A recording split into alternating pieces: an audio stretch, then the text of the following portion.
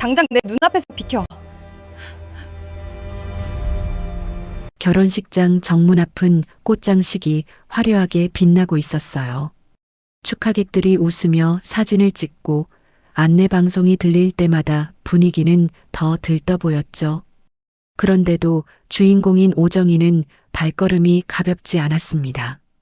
새벽부터 일어나 거울 앞에서 몇 번이나 옷깃을 만졌지만 마음 한구석이 계속 서늘했어요.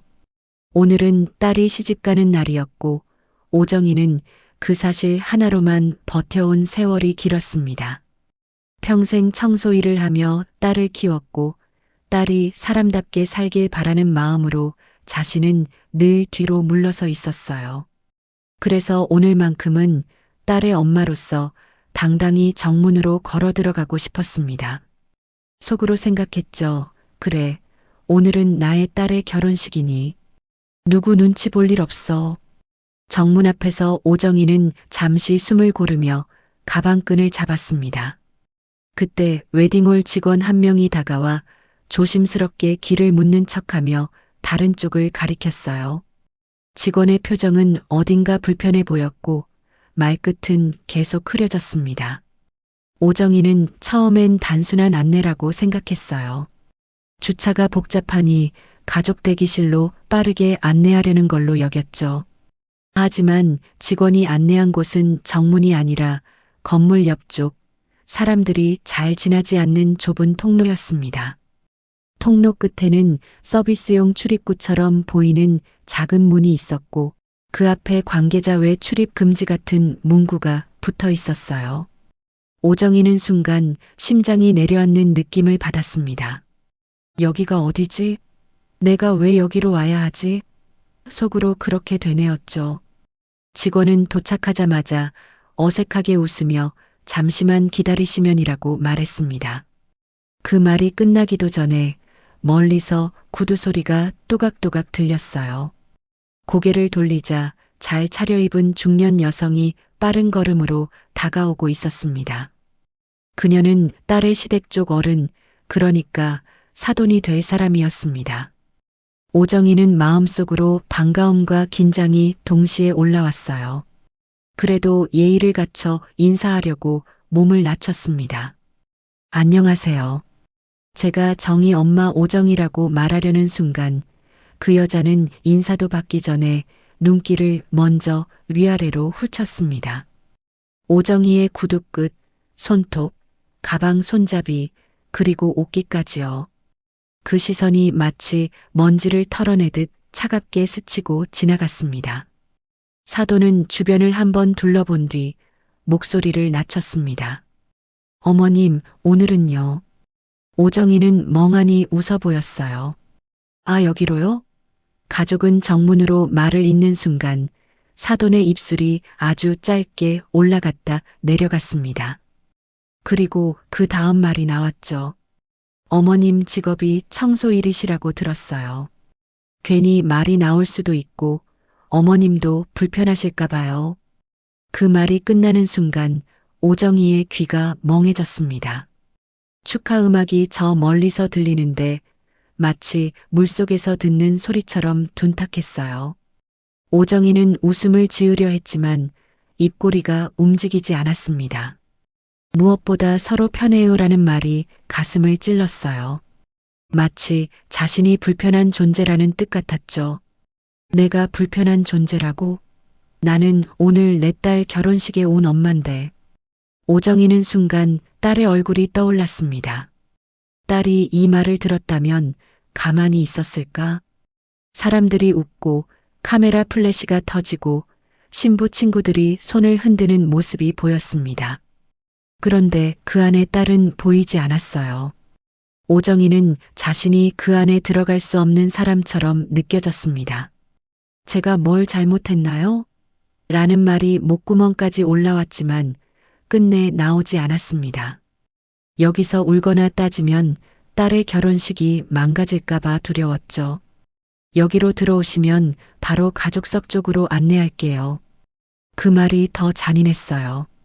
오정희는 손에 쥔 축의금 봉투가 갑자기 무겁게 느껴졌습니다. 평생 모은 돈은 아니었지만 딸에게 부끄럽지 않게 주고 싶어서 며칠 전부터 조금씩 아껴 모은 것이었어요. 그런데 지금은 그 봉투가 마치 내가 이 자리에 들어가려면 내야 하는 통행료처럼 느껴졌습니다. 오정희는 억지로 고개를 끄덕였습니다. 사돈은 그제야 안심한 듯 고개를 끄덕이고 다시 정문 쪽으로 사라졌습니다. 직원은 오정희를 안쪽으로 재촉했어요. 작은 문을 열자 냉기가 확 들어왔습니다. 화려한 결혼식장과 달리 좁은 복도에는 청소용 카트와 박스들이 쌓여 있었죠.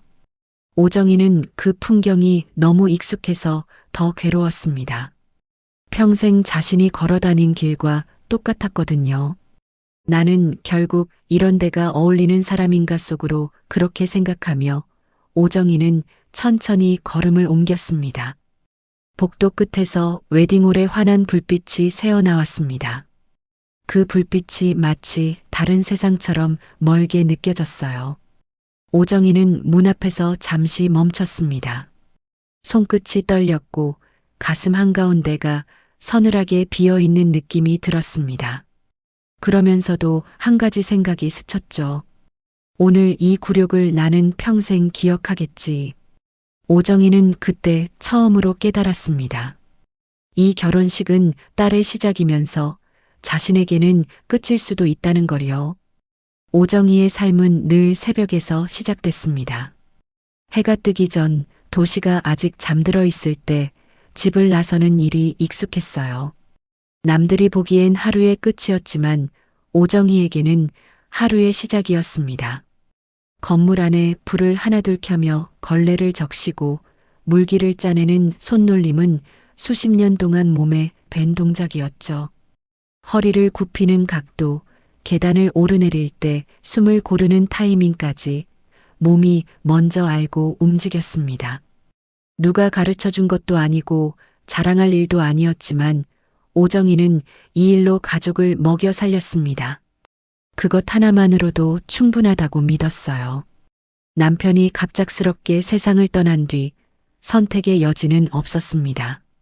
어린 딸을 혼자 키워야 했고 당장 월세와 학용품 값이 필요했죠. 일을 그만두고 슬퍼할 시간조차 사치처럼 느껴졌습니다.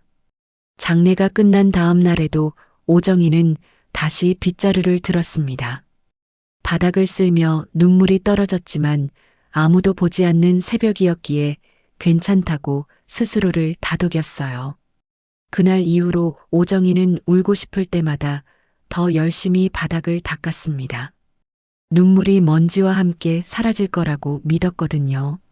사람들은 오정희를 잘 보지 않았습니다. 복도에서 마주쳐도 인사를 받지 않는 경우가 많았고 엘리베이터 안에서 투명 인간이 된 것 같은 기분을 느낄 때도 잦았죠. 하지만 오정희는 그 무시에 익숙해졌습니다. 오히려 덜 다칠 수 있었어요. 기대하지 않으면 실망도 없으니까요. 대신 오정희는 건물의 구석구석을 기억했습니다. 어느 층 화장실이 잘 막히는지, 어느 사무실 사람들이 늦게까지 남아있는지, 누가 힘들어 보이는 얼굴로 야근을 하는지까지요. 그렇게 남들의 하루를 말없이 지켜보는 것이 오정희의 일이자 삶이었습니다. 청소 일을 하면서도 오정희는 딸 앞에서는 늘 당당하려 애썼습니다. 집에 돌아오면 유니폼을 바로 벗고 평범한 엄마의 얼굴로 밥을 차렸어요. 엄마 일 어때? 라고 딸이 물으면 오정희는 웃으며 괜찮아. 엄마는 몸 쓰는 게 맞아라고 말했습니다.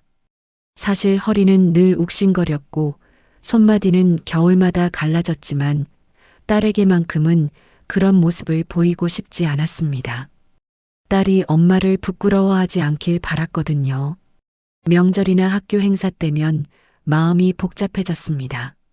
다른 부모들은 깔끔한 옷차림으로 모여 이야기꽃을 피우는데 오정희는 괜히 뒤로 물러나 서 있곤 했죠. 누가 직업을 물을까봐, 혹시라도 딸이 눈치를 볼까봐서였습니다. 그래도 오정희는 스스로를 낮춘다고 생각하지 않았어요. 지금은 내가 이런 일을 하지만 이 아이는 다를 거야. 그 믿음 하나로 모든 시선을 견뎠습니다. 딸이 성적표를 들고 와서 웃던 날, 오정희는 처음으로 자신이 해온 선택들이 틀리지 않았다고 느꼈습니다. 새벽마다 닦은 바닥, 허리를 붙잡고 내려온 계단, 손에 남은 세제 냄새까지 모두 의미가 있는 것처럼 느껴졌죠. 오정희는 딸이 더 높은 곳으로 올라갈수록 자신은 자연스럽게 뒤로 물러나야 한다고 생각했습니다. 그게 부모의 역할이라고 믿었거든요. 그래서 오늘 이 결혼식이 더 특별했습니다. 딸이 이제는 혼자가 아니라는 안도감, 누군가와 새로운 가정을 꾸린다는 뿌듯함이 함께 있었어요. 오정희는 자신의 삶이 누군가에게 자랑거리는 아니더라도 최소한 부끄러운 인생은 아니라고 생각해 왔습니다. 청소부라는 직업이 자신을 규정하는 전부는 아니라고 그렇게 스스로에게 수없이 말해왔죠. 하지만 결혼식장 뒷문 앞에서 들은 그 한마디는 오정희가 평생 쌓아온 생각들을 한순간에 흔들어 놓았습니다. 평생 참고 살아온 시선과 무시가 오늘은 유난히 날카롭게 느껴졌어요. 나는 정말 당당하게 살아온 게 맞을까?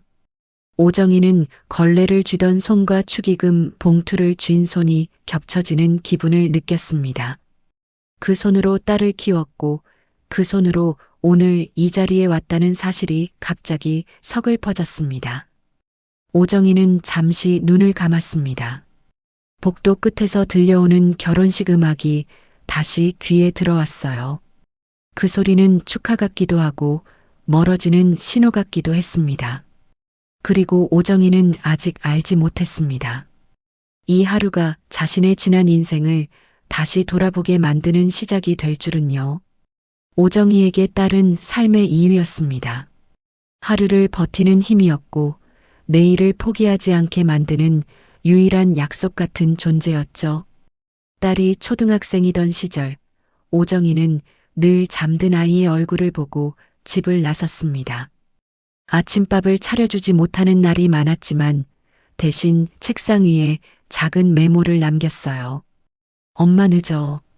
그 짧은 글귀에 오정희는 마음을 담았습니다. 혹시라도 딸이 엄마를 원망할까봐 일하는 이유를 설명하지 못한 채 그렇게 사랑을 남겼습니다. 딸이 중학생이 되자 학원비가 부담으로 다가왔습니다. 주변에서는 그 정도면 그냥 보내라고 말했지만 오정희는 고개를 저었습니다. 자신의 삶처럼은 살게 하고 싶지 않았어요. 그래서 더 힘든 현장을 자청했고 야간 청소까지 맡았습니다. 건물이 텅 비고 불이 꺼진 시간, 오정희는 혼자서 넓은 복도를 걸었습니다. 발소리가 울릴 때마다 마음이 쓸쓸해졌지만 그 소리가 곧 딸의 미래로 이어진다고 믿었습니다. 딸은 그런 엄마의 마음을 정확히 알지는 못했지만 공부로 답하려 애썼습니다.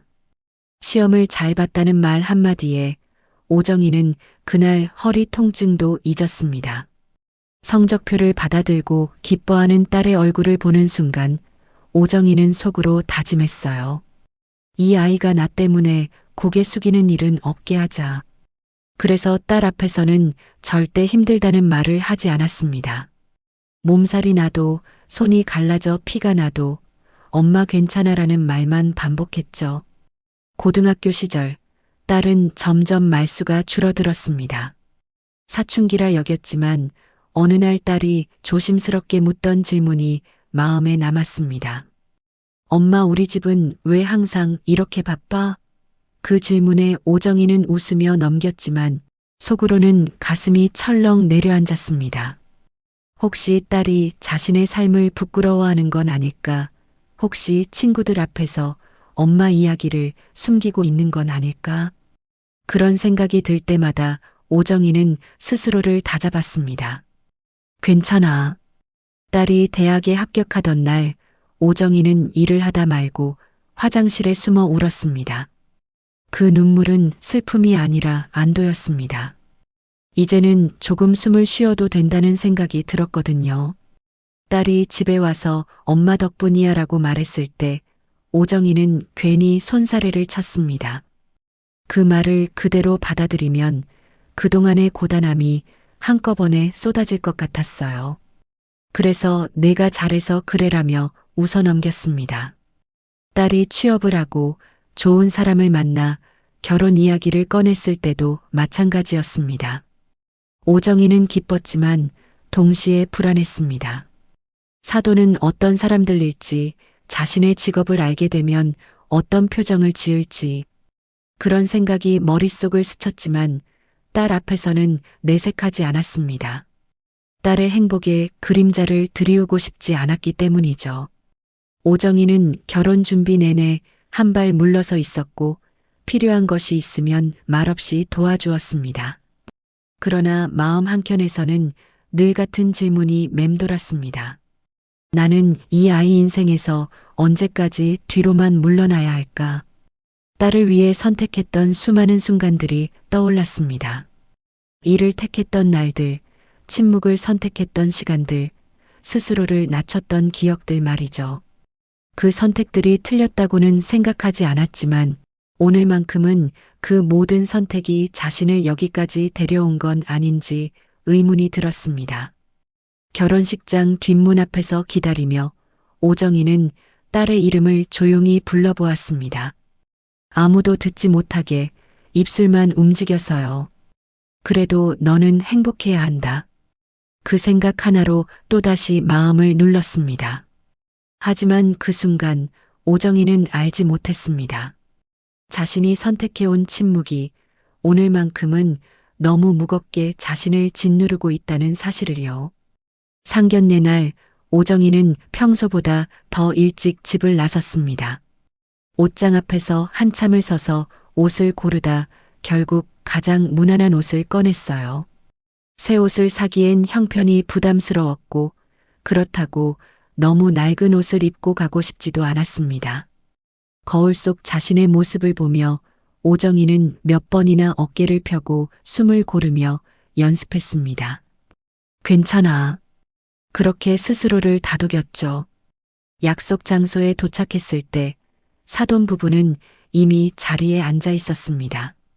깔끔한 정장과 단정한 차림, 자연스럽게 드러나는 여유가 느껴졌어요.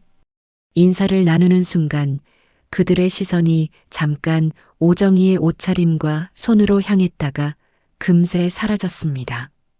아주 짧은 순간이었지만 오정희는 그 시선을 또렷이 느꼈습니다. 말로 설명할 수 없는 거리감이 그때부터 생겨났죠. 식사가 시작되자 사돈은 자연스럽게 이야기를 이끌었습니다. 어디에서 태어났는지, 친척들은 어떤 일을 하는지, 집안은 어떤 분위기인지. 질문들은 부드럽게 이어졌지만 그 속에는 기준이 숨어 있었습니다. 오정희는 묻는 말에만 짧게 답했습니다. 굳이 자신의 삶을 길게 설명하고 싶지 않았고 설명한다고 해서 이해받을 것 같지도 않았거든요. 문제의 순간은 직업 이야기가 나왔을 때였습니다. 딸이 잠시 말을 아끼자 사돈 중 한 사람이 웃으며 대신 물었습니다. 어머님은 어떤 일 하셨어요? 오정희는 잠시 망설이다가 담담하게 말했습니다.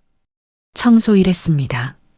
그 말이 끝나자 식탁 위의 공기가 눈에 띄게 가라앉았습니다. 사돈은 고개를 끄덕이며 아 그러셨군요라고 말했지만 그 뒤로 질문의 방향이 바뀌었습니다. 오정희에게 향하던 시선은 딸과 사위 쪽으로 옮겨갔고 대화는 더 이상 오정희를 포함하지 않았습니다. 식사 도중 사돈은 결혼식 규모와 하객수, 초대할 사람들에 대해 이야기했습니다. 자연스럽게 체면과 이미지에 대한 말들이 오갔고 오정희는 그 말들 속에서 자신이 어떤 위치에 놓이게 될지 어렴풋이 느꼈습니다. 딸은 몇 번이나 어머니를 힐끔거렸지만 아무 말도 하지 않았습니다. 그 침묵이 오정희에게는 가장 아프게 다가왔어요. 상견례가 끝날 무렵 사돈은 정중한 미소로 말했습니다. 결혼식은 요즘 워낙 말들이 많아서요. 그 말은 누구를 향한 말인지 분명하지 않았지만 오정희는 자신을 향한 경고처럼 느꼈습니다. 집으로 돌아오는 길, 오정희는 창밖만 바라봤습니다. 버스 창에 비친 자신의 얼굴이 유난히 낯설게 보였어요. 그날 이후 오정희는 결혼 준비 과정에서 점점 더 뒤로 밀려났습니다. 결정은 대부분 사돈과 딸, 사위 쪽에서 이루어졌고 오정희에게는 결과만 전달됐습니다. 처음에는 편하다고 생각했지만 시간이 지날수록 그 배제가 의도적이라는 느낌을 지울 수 없었습니다. 상견례에서 느꼈던 미묘한 균열은 그렇게 조금씩 그러나 분명하게 벌어지고 있었습니다. 오정희는 속으로 여러 번 물었습니다. 내가 너무 예민한 걸까? 아니면 정말로 하지만 질문의 끝을 맺지 못했습니다. 딸의 행복을 해치고 싶지 않았기 때문입니다. 그렇게 오정희는 또 한 번 침묵을 선택했습니다. 그 침묵이 훗날 더 큰 상처로 돌아올지도 모른 채로요. 결혼식 당일 오정희는 안내받은 작은 공간에 홀로 앉아 있었습니다. 대기실이라고 부르기에도 애매한 방이었고 벽 한쪽에는 사용하지 않는 의자와 접이식 테이블이 겹쳐 놓여 있었어요. 문틈으로는 사람들이 오가는 소리와 웃음소리가 희미하게 들려왔지만 그 소리들은 모두 다른 세상의 일처럼 느껴졌습니다. 오정희는 손에 쥔 가방을 무릎 위에 올려놓고 괜히 가방 지퍼만 몇 번이고 만졌습니다. 손끝이 차가워졌다는 걸 그제야 알아챘죠. 잠시 후 사진 촬영이 시작된다는 안내가 들렸습니다. 오정희는 그제야 이 방에서 나와 웨딩홀 안쪽으로 들어갔어요. 화려한 조명 아래에서 신랑 신부가 서 있고 양가 가족들이 차례로 자리를 잡고 있었습니다. 오정희가 설 자리는 명확하지 않았습니다. 사돈은 손짓으로 오정희를 부르더니 가장자리에 서라고 조용히 알려줍니다. 중앙에서 한 발짝, 또 한 발짝 떨어진 자리였죠. 카메라 앵글에 잘 잡히지 않는 위치였습니다. 사진사가 조금만 더 붙어주세요라고 말했지만 사돈은 웃으며 괜찮아요. 이 정도면 돼요라고 대신 답했습니다. 그 말에 오정희는 더 이상 움직이지 않았습니다. 카메라 플래시가 터질 때마다 자신이 이 장면에 포함된 사람인지 아니면 배경인지 알 수 없게 느껴졌어요. 딸은 앞을 보고 있었고 오정희와 눈을 마주치지 못했습니다. 그 사실이 이상하게 더 아팠습니다. 촬영이 끝난 뒤 하객들이 하나둘 인사를 건네기 시작했습니다. 사돈은 친척들과 지인들을 정문 쪽에서 맞이하며 분주히 움직였고 오정희는 자연스럽게 그 흐름에서 비켜나 있었습니다. 누군가 다가와 어머님이시죠? 라고 물으면 사돈은 재빨리 대답을 대신했습니다. 아, 네 그런데 잠시만요. 이쪽으로 모셔야 해서요. 그 말은 친절했지만 동시에 선을 긋는 말이기도 했습니다. 오정희는 그 순간 깨달았습니다. 자신이 오늘 이 자리에서 해야 할 역할은 보이지 않게 존재하는 것이라는 거요. 말없이 서 있고 사진에 크게 나오지 않고 대화의 중심에 서지 않는 것. 그것이 사돈이 바라는 질서라는 걸 알았습니다. 가슴 깊은 곳에서 무언가가 꾹꾹 눌려 올라왔지만 오정희는 이를 악물었습니다. 여기서 감정을 드러내면 결국 딸에게 돌아갈까봐 두려웠거든요. 잠시 후 사돈이 다시 다가왔습니다. 이번에는 낮은 목소리로 그러나 분명하게 말했습니다. 어머님, 하객들 많으니까 여기 계시지 말고 아까 그쪽으로 잠깐 가 계세요. 식 끝나면 다시 오시면 되고요. 그 말에 오정희는 고개를 끄덕였습니다.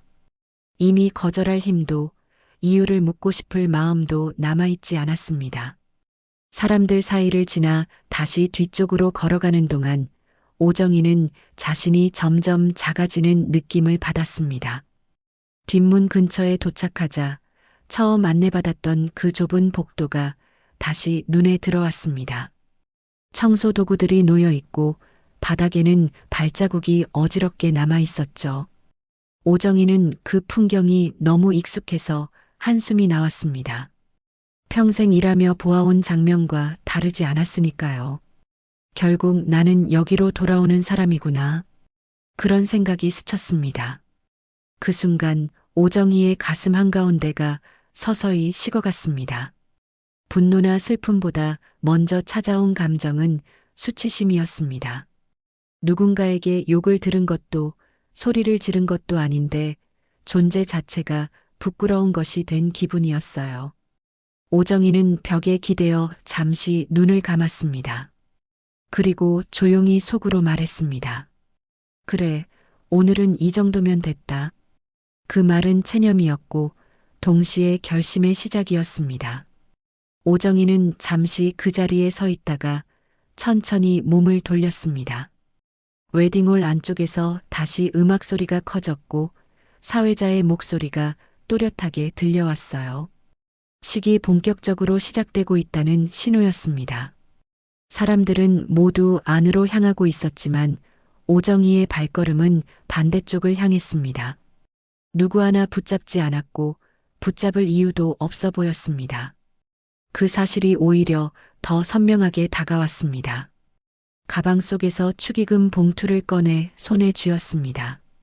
봉투는 얇았지만 그 안에는 오정희가 며칠 동안 조금씩 아껴 모은 마음이 들어 있었습니다. 식권을 받아야 할지 어디에 두고 가야 할지 잠시 망설였지만 결국 그 봉투를 가방에 다시 넣었습니다. 지금 이 자리에서 그 봉투가 어떤 의미를 갖는지 오정희 스스로도 알 수 없게 느껴졌기 때문입니다. 내 마음까지 설명해야 하나. 그런 생각이 들자 가슴이 더 답답해졌습니다. 뒷문을 향해 걸어가는 동안 오정희는 결혼식장 안에서 흘러나오는 웃음소리를 한 번도 돌아보지 않았습니다.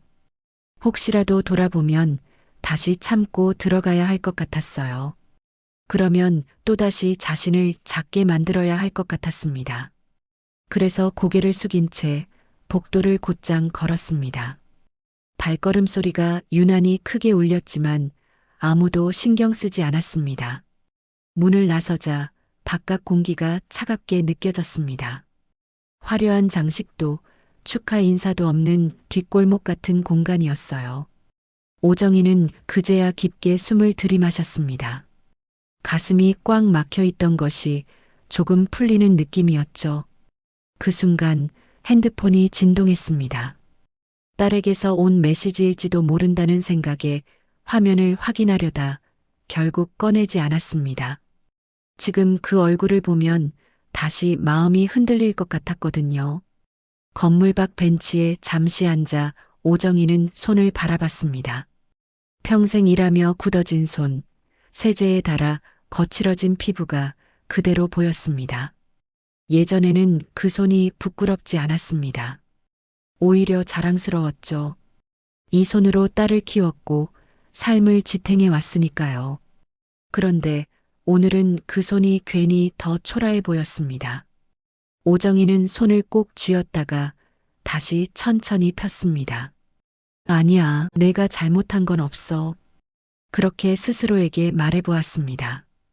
결혼식장 정문 쪽에서는 여전히 사람들이 오가고 있었습니다. 꽃다발을 든 하객들, 사진을 찍는 가족들, 웃음소리가 바람을 타고 흘러왔어요. 오정희는 그 풍경을 멀리서 바라보다가 조용히 고개를 돌렸습니다. 그 안으로 다시 들어가고 싶다는 생각은 들지 않았습니다. 오늘은 여기까지라는 느낌이 분명했습니다. 잠시 후 오정희는 자리에서 일어났습니다. 가방을 다시 메고 아무 말 없이 발걸음을 옮겼어요. 이 퇴장이 누군가에게는 눈치채지 못할 사소한 일이겠지만 오정희에게는 큰 선택이었습니다. 평생 참아온 수많은 순간들 중 처음으로 자신을 위해 선택한 행동이었기 때문입니다. 오정희는 그렇게 결혼식장을 떠났습니다. 딸의 인생에서 완전히 사라지겠다는 뜻은 아니었습니다. 다만 더 이상 스스로를 숨기며 서 있고 싶지 않았을 뿐이었죠. 이 조용한 퇴장이 끝이 아니라는 걸 오정의 자신은 아직 알지 못했습니다. 하지만 분명한 건 하나였습니다. 오늘 이후로 예전과 똑같은 방식으로는 살아갈 수 없다는 사실이었어요. 결혼식이 끝난 뒤 오정희의 하루는 아무 일도 없었던 것처럼 흘러갔습니다. 집으로 돌아와 옷을 갈아입고 늘 하던 대로 물을 끓이고 텔레비전을 켰어요. 화면에서는 결혼식 소식이나 연예인 이야기가 흘러나왔지만 오정희의 귀에는 들어오지 않았습니다. 마음속에는 결혼식장 뒷문 앞의 공기와 차가운 말들이 계속 맴돌았죠. 딸에게서 연락은 오지 않았고 오정희도 먼저 연락하지 않았습니다. 오늘만큼은 서로에게 시간이 필요하다고 느꼈기 때문입니다. 며칠이 지나자 오정희의 일상은 다시 제자리를 찾는 듯 보였습니다. 새벽에 일어나 출근하고 바닥을 닦고 쓰레기를 정리하는 반복된 하루였죠. 그런데 어느 날 같은 건물에서 일하던 관리소장이 조심스럽게 말을 꺼냈습니다. 최근 그 건물에 외부 감사가 나왔고 예전에 있었던 일들이 다시 거론되고 있다는 이야기였습니다. 오정희는 처음엔 대수롭지 않게 넘겼습니다. 감사나 점검은 늘 있는 일이었고 자신과는 상관없는 일이라고 생각했죠. 하지만 이야기를 듣다 보니 점점 익숙한 이름과 상황이 들려오기 시작했습니다. 과거 오정희가 청소를 맡았던 건물, 그곳에서 한 차례 큰 문제가 있었고 그 일을 수습하는 과정에서 누군가의 이름이 지워졌다는 말이 나왔습니다. 오정희는 순간 손에 쥔 걸레를 놓칠 뻔했습니다. 그 사건은 오래전 일이었고 아무도 기억하지 않을 거라고 생각했던 일이었어요. 그때 오정희는 우연히 중요한 사실을 목격했고 조용히 기록으로 남긴 적이 있었습니다. 누구에게도 알리지 않았고 문제를 키우고 싶지도 않았습니다. 그저 그날의 일을 잊지 않기 위해서였죠. 그런데 그 사건의 중심에 딸의 시댁과 관련된 인물이 있다는 이야기가 흘러나왔습니다. 오정희는 그제야 모든 퍼즐이 맞춰지는 느낌을 받았습니다. 상견례 때 느꼈던 미묘한 거리감, 결혼식에서의 과도한 배제, 뒷문으로 들어오라는 말까지 단순히 직업 때문만은 아니라는 생각이 들었습니다. 자신을 보이지 않게 만들고 싶었던 이유가 혹시 과거와 연결되어 있는 건 아닐까 하는 의심이 고개를 들었습니다. 며칠 뒤 오정희의 휴대전화가 울렸습니다. 낯선 번호였지만 받지 않을 수 없는 기분이 들었어요. 전화를 건 사람은 딸의 시댁 쪽 사람이었습니다. 이전과는 전혀 다른 톤으로 조심스럽게 안부를 묻고 한번 만나서 이야기하고 싶다는 말을 전했습니다.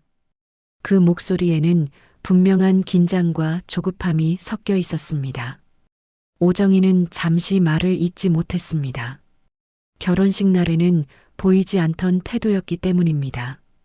전화를 끊고 난 뒤 오정희는 오래전 서랍 속에 넣어두었던 작은 노트를 꺼냈습니다. 먼지가 쌓인 표지 안에는 그날의 날짜와 상황이 적혀 있었어요. 그 노트는 오정희에게 힘이 되기보다는 그저 잊지 않기 위한 기록이었습니다. 그러나 지금은 그 기록이 누군가에게는 두려움의 대상이 되어 있었죠. 오정희는 노트를 덮으며 생각했습니다. 나는 아무것도 요구한 적이 없는데. 그날 밤 오정희는 쉽게 잠들지 못했습니다.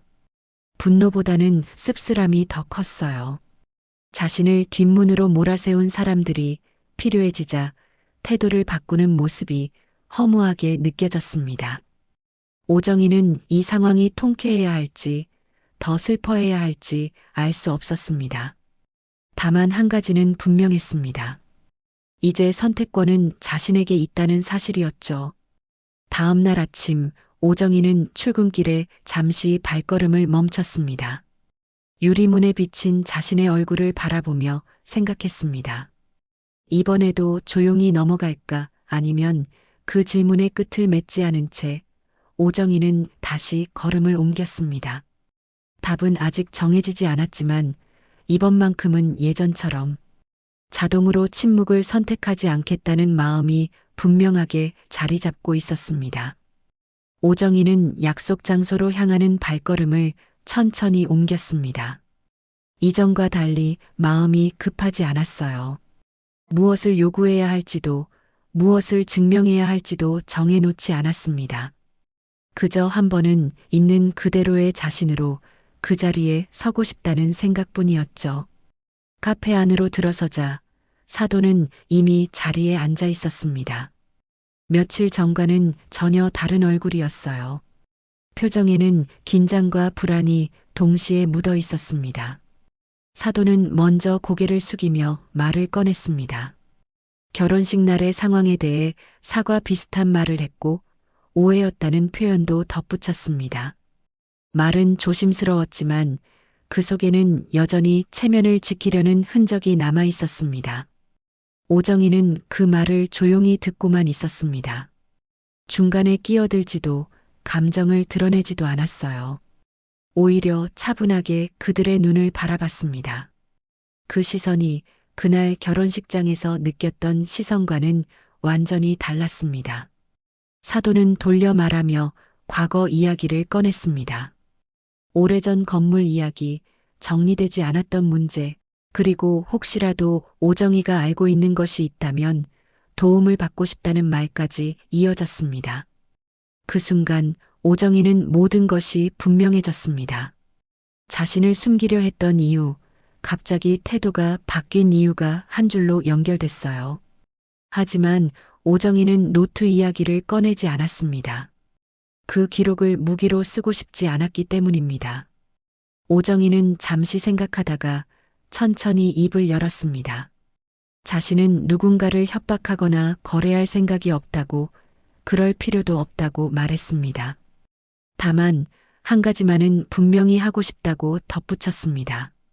결혼식 날 뒷문으로 들어오라는 말이 얼마나 사람을 작게 만드는지, 그 말이 평생의 삶을 부정당한 느낌으로 만든다는 걸 사도는 처음으로 제대로 들었습니다.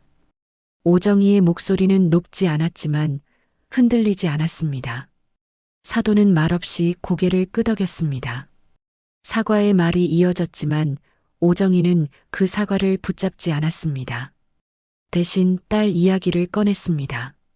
딸이 자신의 엄마를 부끄러워하지 않길 바랄 뿐이라고, 자신은 그 바람 하나로 살아왔다고 말했습니다. 그 말에 사돈의 표정이 잠시 굳어졌습니다. 아마도 그동안 한 번도 생각해 보지 않았던 관점이었을 겁니다. 카페를 나서며 오정희는 이상하게도 마음이 가벼웠습니다. 무언가를 얻어서가 아니라 더 이상 숨기지 않아도 된다는 느낌 때문이었죠. 딸과의 관계도 사돈과의 관계도 이전과 같지는 않을 겁니다. 하지만 오정희는 그 변화가 두렵지 않았습니다. 적어도 이제는 자신을 뒷문으로 보내지 않는 선택을 할 수 있으니까요. 집으로 돌아오는 길, 오정희는 평소처럼 건물 정문을 지나쳤습니다. 그 문은 늘 열려 있었지만 오늘은 유난히 또렷해 보였습니다. 오정희는 잠시 멈춰서서 안을 들여다봤습니다. 그리고 조용히 발을 들였습니다. 누가 보든 말든 상관없었습니다. 이 자리는 원래부터 자신이 들어설 수 있는 자리였다는 걸 이제는 알고 있었으니까요. 그날 밤 오정희는 딸에게 처음으로 긴 메시지를 보냈습니다. 자신의 마음을 솔직하게 적었고 원망보다는 바람을 담았습니다. 답장은 바로 오지 않았지만 기다릴 수 있었습니다. 오정희는 창밖을 바라보며 생각했습니다. 존엄이라는 것은 누군가에게 받아내는 것이 아니라 스스로 놓지 않는 것이라는 거요. 살다 보면 옳고 그름보다 먼저 침묵을 선택해야 하는 순간이 찾아옵니다. 가족을 위해, 사랑을 위해 아무 말하지 않는 쪽이 더 편하다고 스스로를 설득하게 되죠. 여러분이라면 그 순간 어떤 선택을 하셨을까요? 마음속에 남아있는 경험이나 생각이 있다면 이곳에 남겨주셔도 괜찮습니다. 누군가의 이야기가 또 다른 누군가에게는 큰 위로가 될 수 있습니다.